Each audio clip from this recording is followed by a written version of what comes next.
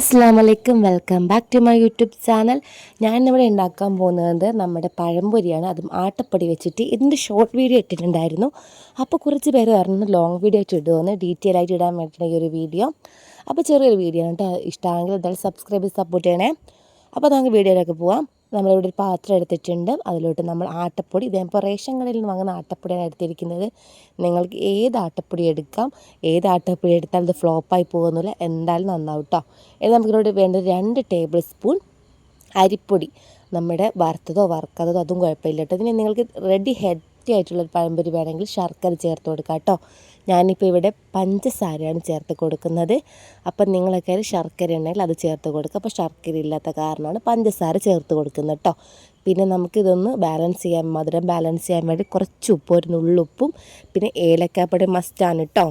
അപ്പോൾ ഏലക്കാപ്പൊടിയും കൂടി ഇട്ട് കൊടുത്തിട്ട് നമുക്ക് വെള്ളം അധികം ലൂസായി പോവാതെ ഈ ഒരു കട്ടിക്ക് വേണം നമ്മൾ എന്ത് ചെയ്യാൻ, നന്നായിട്ടൊന്ന് മാവൊന്ന്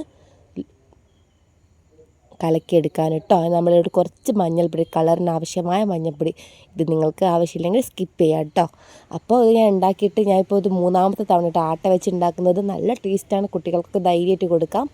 അപ്പം ഞാൻ ഇവിടെ 4 നേന്ത്രപ്പഴം എടുത്തിട്ടുണ്ട്. അതൊന്ന് തൊലിയൊക്കെ കളഞ്ഞ് നമുക്ക് എന്ത് ചെയ്യാം, ചെറുതായിട്ട് കട്ട് ചെയ്യാം. നിങ്ങൾക്ക് അതൊക്കെ നിങ്ങളുടെ ഇഷ്ടം പോലെ കട്ട് ചെയ്യാം കേട്ടോ. ഞാനിപ്പോൾ ഈ ഒരു നമ്മൾ നോമ്പിനൊക്കെ പൊരിക്കൂലേ, പണ്ട് മുതലേ ഈ ഒരു രീതിക്കാണ് ഇവിടെയൊക്കെ പഴം പൊരിക്കാറ് കേട്ടോ. ഇതുപോലെ എല്ലാം കട്ട് ചെയ്തെടുക്കുന്നുണ്ട് കേട്ടോ. അപ്പോൾ ഇത് എല്ലാം കട്ട് ചെയ്തെടുത്തിട്ടുണ്ട്. ഇനി നമുക്ക് എന്ത് ചെയ്യാം, ഓയിൽ ഒഴിച്ചിട്ട് നന്നായിട്ടൊന്ന് ചൂടാക്കാൻ വെക്കാം.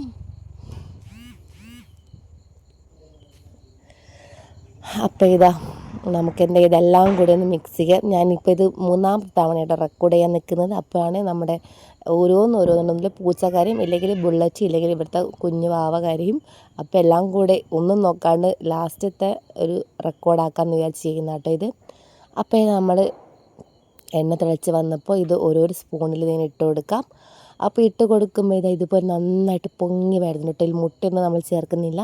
നന്നായിട്ട് ബീറ്റ് ചെയ്താൽ മതി കേട്ടോ. നമ്മുടെ മാവ് നന്നായിട്ട് ഇളക്കി കൊടുത്താൽ നമുക്കിത് ഇതുപോലത്തെ പെർഫെക്റ്റ് ആയിട്ടുള്ള പഴംപൊരി കിട്ടും കേട്ടോ. അപ്പോൾ ഇത് ഓരോന്നായി ചുട്ടെടുക്കാം കേട്ടോ. നല്ല ടേസ്റ്റാണ്. അപ്പം നമുക്കിത് പ്ലേറ്റിലോട്ട് മാറ്റി കൊടുക്കാം. ഇങ്ങനെ നമ്മുടെ എല്ലാ പഴംപൊരിയും ചുട്ടെടുക്കാം കേട്ടോ.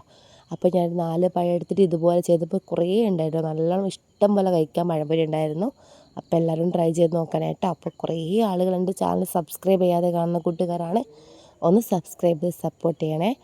അപ്പോൾ അത് നമുക്ക് എല്ലാം കൂടെ ഒന്ന് ഇതുപോലെ ഒന്ന് എന്ത് ചെയ്യാം, പൊരിച്ചെടുക്കാം കേട്ടോ. അപ്പോൾ എണ്ണ അത്ര കുടിക്കുന്നൊന്നുമില്ല, നിങ്ങളുടെ ഇഷ്ടം പോലെ ഒഴിച്ചിട്ട് വലിയ പാത്രമൊക്കെ ഉണ്ട് അങ്ങനെ പൊരിച്ചെടുത്തോ. അപ്പോൾ ഇത് നല്ല വീർത്തൽ ഗുണ്ടുമണി പോലത്തെ പഴംപൊരിയാണ്, നല്ല ടേസ്റ്റാണ്. അപ്പോൾ മറന്നു പോകണം, സബ്സ്ക്രൈബ് ചെയ്യാത്തവർ സബ്സ്ക്രൈബ് ചെയ്യുക. അപ്പോൾ മറ്റൊരു video. Thank you for watching.